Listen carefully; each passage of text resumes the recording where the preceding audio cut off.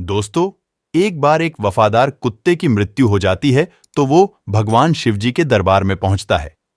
भगवान शिवजी उस कुत्ते से कहते हैं, हे स्वान, तुमने कुत्ते के शरीर में होते हुए भी कभी किसी को नहीं सताया, हमेशा मालिक की वफादारी की, और जो वफादार होते हैं वो मुझे अत्यंत ही प्रिय होते हैं। अतः मैं चाहता हूं कि अब की बार मैं तुम्हें मनुष्य के रूप में पृथ्वी लोक पर भेजूं, जिससे तुम मनुष्य के रूप में पृथ्वी पर सुख भोग सको, क्योंकि मनुष्य योनि सबसे श्रेष्ठ है, जिसे पाने के लिए देवता भी तरसते हैं। वही भगवान शिवजी की बात सुनकर वह कुत्ता कहता है, हे प्रभु, आप चाहे मुझे किसी भी रूप में पृथ्वी लोक पर भेज दो, मगर मनुष्य रूप में कभी भी मत भेजना। फिर भगवान शिवजी कहते हैं, आखिर ऐसा क्यों?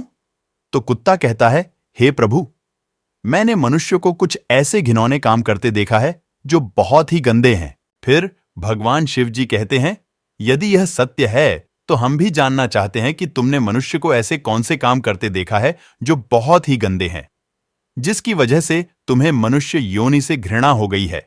फिर कुत्ता भगवान से कहता है, हे प्रभु, यदि आप जानना ही चाहते हैं तो सुनिए। तो दोस्तों, कहानी शुरू करने से पहले हमारा आप सभी से एक निवेदन है कि आप हमारी कहानी में खो जाएं। उससे पहले हमारे चैनल को सब्सक्राइब करके बेल आइकॉन अवश्य दबा लें, जिससे हमारी हर वीडियो का नोटिफिकेशन सबसे पहले आप तक पहुंच सके और आप हमारी हर वीडियो से प्राप्त ज्ञान का अपने जीवन में लाभ उठा सके। तो आइए कहानी शुरू करते हैं। कुत्ता भगवान से कहता है, हे प्रभु, एक बार एक पंडित जी काशी में विद्या अध्ययन करने के लिए गए। उन्होंने 12 वर्ष तक पढ़ाई की। जब उन्होंने सब कुछ पढ़ लिया तो पढ़ने के बाद वे वापस अपने घर पर लौट आए और अपने पिताजी से कहा कि हे पिताजी, मैं सब कुछ पढ़ के आया हूं, मुझे सब कुछ याद है, आप मुझे कोई भी प्रश्न पूछो, मैं उसका उत्तर दूंगा। वही पिताजी कहने लगे, ठीक है बेटा, जब सब कुछ तुम्हें याद है तो मेरे एक छोटे से प्रश्न का उत्तर दो। वही पंडित जी कहने लगे, ठीक है पिताजी, पूछिए। तो पिताजी ने पूछा, मुझे सिर्फ इतना बताओ कि पाप के बाप का नाम क्या है। फिर पंडित जी ने सोचा कि पाप का बाप, यह तो मैंने कहीं भी नहीं पढ़ा, जो किताबें मैंने पढ़ी थीं उनमें कहीं नहीं देखा। फिर तो पंडित जी रात भर किताबें पढ़ते रहे, परंतु पाप के बाप का नाम उसे नहीं मिला।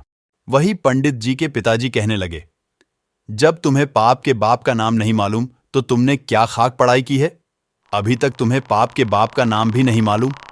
वही अपने पिताजी की बात को सुनकर पंडित जी कहने लगे, आखिर मैं ब्राह्मण का बेटा हूं।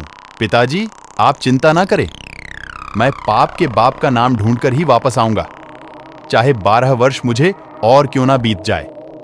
वही अपने पिताजी से इतना कहकर पंडित जी पुनः काशी के लिए रवाना होते हैं। फिर कुत्ता कहता है, हे प्रभु, जब पंडित जी घर से काशी के लिए रवाना हो गए तो रास्ते में उन्हें बहुत तेज प्यास लगती है। उन्हें एक घर दिखाई देता है, तो पंडित जी उस घर में जाते हैं और वहां जाकर कहते हैं, मुझे बहुत जोर की प्यास लगी है, अगर घर के अंदर कोई हो तो मुझे पानी पिलाए। तो वही घर से एक स्त्री निकलती है और पंडित जी को पानी पिलाती है। वही पंडित जी पानी पीते हैं और पानी पीने के बाद पंडित जी उस औरत से पूछते हैं, ये घर किसका है? वही वो स्त्री कहती है, हे पंडित जी, आपको यह बात तो पानी पीने से पहले ही पूछनी चाहिए थी कि यह घर किसका है। आपने पानी तो पी लिया है और अब आप पूछते हैं कि यह घर किसका है। तो सुन लो पंडित जी, यह घर एक वैश्या का है, मैं एक वैश्या हूं। वही पंडित जी ने जैसे ही वैश्या का नाम सुना तो उन्होंने एकदम से अपने कान पकड़ लिए और कहने लगे, शांतम पापम, मेरे द्वारा पाप हो गया, मैंने एक वेश्या के घर का पानी पी लिया। अरे पाप का बाप तो मिला नहीं, पाप और हो गया। वही वैश्या कहने लगी, हे पंडित जी, आप आगे कहां जा रहे हैं? पंडित जी ने वैश्या को सारी बात बताई और कहा कि मैं पाप के बाप का नाम ढूंढने जा रहा हूं, जो मुझे काशी में मिलेगा, इसलिए मैं दोबारा काशी में पढ़ने जा रहा हूं।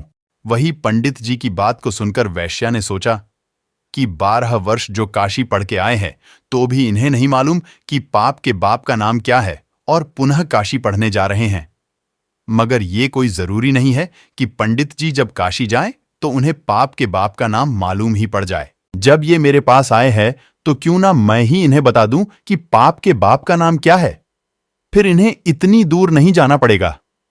वही ऐसा सोचकर कि वैश्या पंडित जी से कहती है, पंडित जी, तुम्हें पाप के बाप का नाम मालूम करना है, तुम्हें काशी जाने की जरूरत नहीं है। पाप के बाप का नाम तो तुम्हें मैं ही बता सकती हूं। तब पंडित जी कहने लगे, यदि तुम मुझे यह नाम बता दो तो फिर मुझे इतनी दूर क्यों जाना पड़ेगा। वैश्या कहने लगती है, ठीक है पंडित जी, मैं आपको पाप के बाप का नाम बताऊंगी, मगर आप पहले बहुत थक चुके हैं, आप काफी दूर चलकर आए हैं, इसलिए आप थोड़ी देर आराम करें, तब तक मैं आपके लिए भोजन बना देती हूं। फिर भोजन करने के बाद मैं आपको बताऊंगी कि पाप के बाप का नाम क्या है। फिर कुत्ता शिव जी से कहता है, हे प्रभु। जब वैश्या ने कहा, पंडित जी आप भोजन कर लें, तो उसके बाद मैं आपको पाप के बाप का नाम बताऊंगी। तो पंडित जी कहने लगे कि मैं तेरे घर पर भोजन कैसे कर सकता हूं, मैं भोजन कदापि नहीं करूंगा। पानी पी लिया उसका भी प्रायश्चित कर रहा हूं। वही पंडित जी की बात को सुनकर वैश्या कहने लगी, कोई बात नहीं पंडित जी, मैं आपको दाल आटा घी शक्कर दे देती हूं, आप स्वयं बनाकर भोजन कर लें। वही पंडित जी कहने लगे कि तू तो एक वैश्या है, मुझे तेरे घर का तो सीधा भी नहीं लेना है। वही पंडित जी की बात सुनकर वैश्या कहने लगी, अगर पंडित जी आप मेरे हाथों से सीधा ले लेंगे तो मैं आपको 5 सोने की मोहरें दूंगी। फिर तो पंडित जी सोचने लगे कि पाप के बाप का नाम तो पता नहीं कहां मिलेगा, ये मोहरें भी हाथ से चली जाएंगी। यदि ये मुझे सीधा देती है कोई बात नहीं, यहां पर कौन देखता है, मैं इससे सीधा ले लेता हूं और अपने हाथों से भोजन बनाऊंगा और फिर खा लूंगा।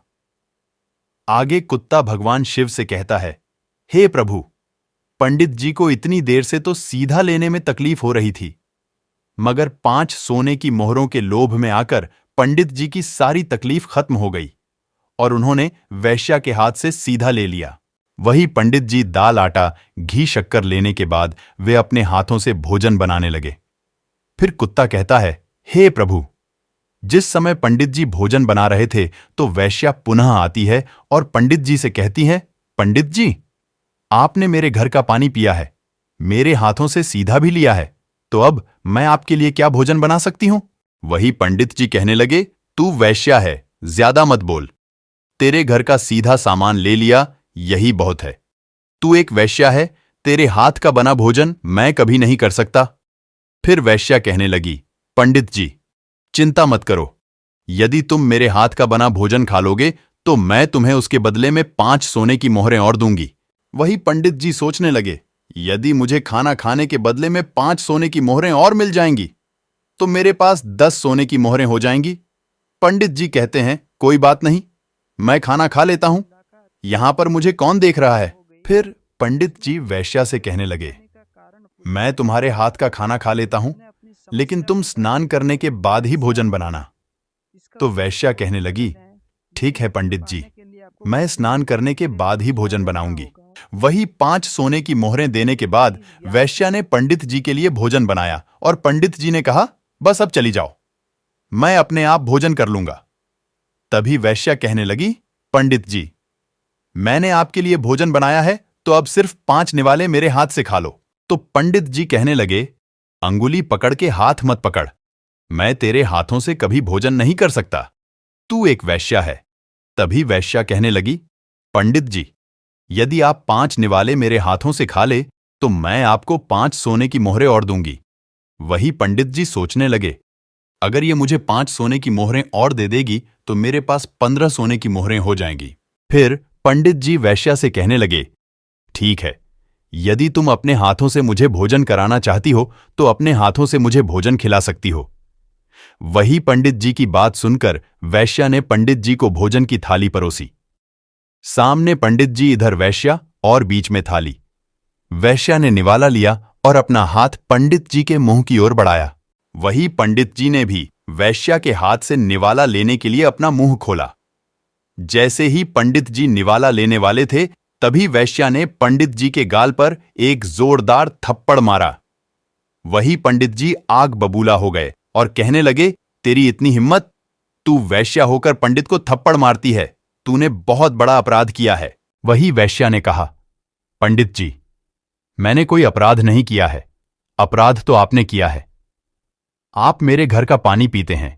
पंडित जी बोले, नहीं, आप मेरे घर का सीधा सामान लेते हैं। आप मेरे हाथ से बनाया भोजन करते हैं। आप मेरे हाथ से भोजन करते हैं।